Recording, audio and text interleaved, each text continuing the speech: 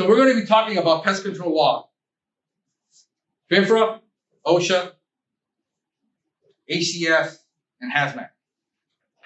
All right? I'm not going to bore you with history of FIFRA because it's totally useless. I'm going to give you what you need. I've seen a 1-hour presentation on FIFRA that told me absolutely nothing. Here's our job as professional pest control people. We got to protect people, pets. Let's go back to people and pets. How many of you go into a house and there's a little child walking on the floor and they have a dog and they will ask you, will this harm the dog? Nobody ever asked me about the child. Pets are more important than people. So this is why I'll destroy the argument every time with that little old lady or the young person. It doesn't matter when he says, I want you to spray everywhere. And I just look at him and I said, do you really want Fifi walking all over this and licking it when I'm done? No. That's why we don't spray.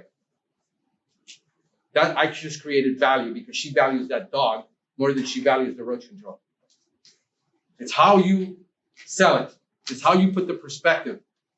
When your children come over, do you want your grandchildren who put their hands in their mouth with pesticide on the floor? Here's what you guys are going to tell me. Pesticide products are safe if applied according to label direction. Really? That's what you've been told, right? Okay, I want you to go to the EPA pest control site and I want you to find that and prove it to me. Because it ain't there. That stuff people tell you with a false sense of security, but it ain't there. No pesticide is safe. Every pesticide is going to have some kind of chemical reaction, whether it blocks your GABA. You're wondering why you can't sleep sometimes after you got into pest control? Because you got probably overexposed to a pollen that's blocking your GABA. And you need GABA to be able to go to sleep and rest. So don't tell me it's safe if applied. Bioaccumulation in the home. A pesticide does not become nothing. It becomes something else. The problem is when it becomes something else, it's more dangerous than the product you apply. That's what the problem is. The degradate is more dangerous. And this is the problem we're having with fipronil and why I hate using it and why I have no choice but to use it. And why for years I didn't use it until last year when I could not control ghost ant anymore. And the only thing that would control it was fipronil. And I had to use it reluctantly. I violated my own rule and I had no choice because I had to control that problem or we were going to lose all those problems. Because you cannot control ghost ant using onslaught. You're working against yourself by using onslaught to try to control ghost ants. And I'll explain why in a bit. We're there to protect their property. Termites. They're expecting that. We're there to protect their plants. We're not supposed to be burning their plants. Guys, here's the shift you need to make in L&O. And salespeople need to make an L&O. People don't buy L&O because they're afraid of bugs. People buy L&O because they want pretty gardens. You're not a chemical applicator. I want you to get out of the mindset that you're a chemical applicator. I can train a monkey to carry a hose and spray it. You're there to make that garden beautiful. When you burn it, you went against what you're supposed to be doing. It's all psychological. 99% of what you struggle with is all here. It has nothing to do with the reality. People want free, beautiful, flowering gardens. We sell luxury. When you're selling L&O, you're selling luxury. When you're selling termite, you're selling, I don't want the house to fall on me. You have to have a different shift of mentality when you're selling. We're going to make this thing beautiful. The problem is when the salesperson goes out and he makes that sales pitch and he promises the customer a beautiful garden and you fail, that's how you lose the account and that's how he's made to look bad. When he oversells the capability that you have and makes it sound like you're going to be able to be the next, Tesla, and you can't live up to that, he needs to temper that sales process to match what's across the board.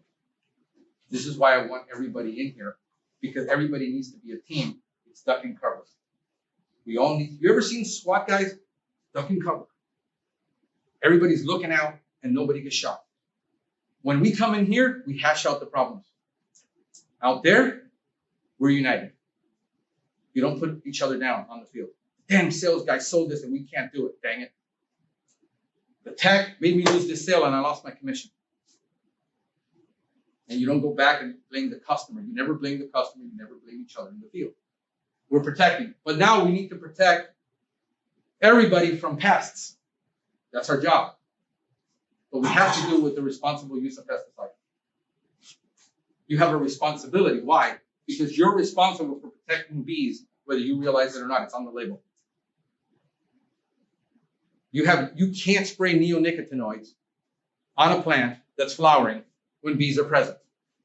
This is why I don't spray neonicotinoids on shrubs, because you violate the label. And all you need is somebody to say, what did you use? And take a video, because Palm Beach County is full of people that want to save the earth.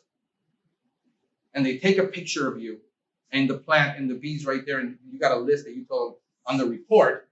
We applied imidacloprid. That's how you end up in trouble. So the law is there to protect everyone, mostly you. You're the one that's exposed to the pesticide every single time. You're the one doing it 8 hours a day. You have to be on borderline fanatical about protecting yourself. You have no choice, and I'm going to show you why. Requires that the EPA register all pesticide as well as each use of that pesticide and approves the product label. On your label, it says, on every label, it says, it is a violation of federal law to use this product inconsistent with its labeling. It doesn't say label. The law says, the label says labeling. And the labeling is your MSDS. And the labeling is the label. And you don't know what that MSDS says, and you don't know what the label says, and you violate it. Here's what happens. Provides penalties for inconsistent with the use of labeling. Provides penalties. Guess who pays the penalty when you apply it wrong? Who gets the penalty when you apply it wrong? The company. Yeah. Really? Yeah. That's not what the law says. The law says, and you can go to the EPA site, makes it illegal to store or dispose of pesticides or containers or other than as directed by regulation, and provides penalties for the illegal handling of containers. Who handles the container? Okay. Provides civil penalties when the violation of a regulation is unintentional. I didn't mean to do it. You still get the fine. Be $1,000 for a private applicator and others, or such as $5,000 for each offense by a commercial applicator. Who's the commercial applicator? You are. $5,000 for a violation on every violation they can prove. That means if you go into the company and you violated that label 27 times, it's $5,000 per violation according to FDAX. Provides criminal penalties when the law is knowingly violated. In other words, if they gave you a $5,000 fine and you do it again, now you knowingly violated it. Because they warned you the first time with a $5,000 fine. That's the warning shot, by the way. The maximum penalty for private applicators is $1,000. What is the difference between a private and a commercial? A private is a person that works, let's say, for, I don't know, what used to be Joe Robbie Stadium. They have their in-house private applicators that do it daily. They work exclusively for them. They're hired by them. They're trained by them, and they're the ones that handle that, and they bring in a specialist when something is not working. So for them, it's a private app. It's only $1,000. For you, commercial applicators may be fined up to $25,000 or 1 year in prison or both. If that's for, by the way, for an RUP, a restricted use product. If you're using RUPs, this is why I don't use RUPs. Too much liability. So now we get into OSHA. The Occupational Safety and Health Act of 1970. Occupational Safety and Health 1970 is administered by the Occupational Safety and Health Administration of the Department of Labor. Oh, wait a minute. Now we get into labor laws. Why? Here's why. Because your label is under FIFRA law. And that $1,000 fine is for the misuse of the product. But your MSDS falls under OSHA. And that protects you. So when the label says you need to wear gloves, long sleeve shirt, pants, shoes with socks, and you don't, you violate two laws now. You violate FIFRA and OSHA. Here is the problem. You've got 20 employees in this company. If one of you gets sick, Marco has to spend the next day or so filling out paperwork. If you say, I think I got sick, and you go to the doctor and you tell him, I do pest control, and it says it might be acute poisoning, he now has to spend the rest of his day filling out paperwork and report it. And then do you want OSHA coming in here and inspecting this whole facility? That's the problem. This is why you need to take it so seriously. Because when you screw up, you pay, he pays, and every one of you will pay. Because if Marco has to pay a $50,000 fine, good luck getting a raise next year. That's the reality. So now you get into HCS. The rule administered by OSHA provides protection for employees exposed to hazardous chemicals. Well, the pesticides we use have a caution label. No, that's the label. Go look at your MSDS. It will say danger on it. It will have a different classification. OSHA classifies every pesticide and every chemical as a hazardous chemical. Under OSHA, pesticides are hazardous chemicals. They have a different view and a different interpretation of the law because they're a different agency. So now you're in the business of hazardous chemicals. I hope you didn't know that. I didn't know what I was getting into when I got into it. This is why this class needs to be done before you're hired. Can't just hire you, tell you, here's how you apply the product, here's the label, throw you on a truck and send you out there, not knowing what the hell you're going to be doing and what you're involved with. You have a right to know under OSHA that there has to be a book in that wall somewhere in this building with all the MSDSs on it by law. Because you have a right to know what you're dealing with. So when you sit there and you read an MSDS and all of a sudden you have a diarrhea attack because of what you just read, understand that a lot of it is technical language. But this is what needs to be done. So now pesticides are considered hazardous chemicals according to HCS. I got this directly from their site, by the way. I'm quoting them. This is directly from OSHA. An employee is defined as a worker who is exposed to hazardous chemicals under normal operating conditions or in foreseeable emergencies. How many of the trucks have a spill kit in them? All of them. Oh. A foreseeable emergency is when you have an accident and you need to make a choice of what you're going to remove from that vehicle. You need to remove those SDSs and take them out, because if your car goes up in flames,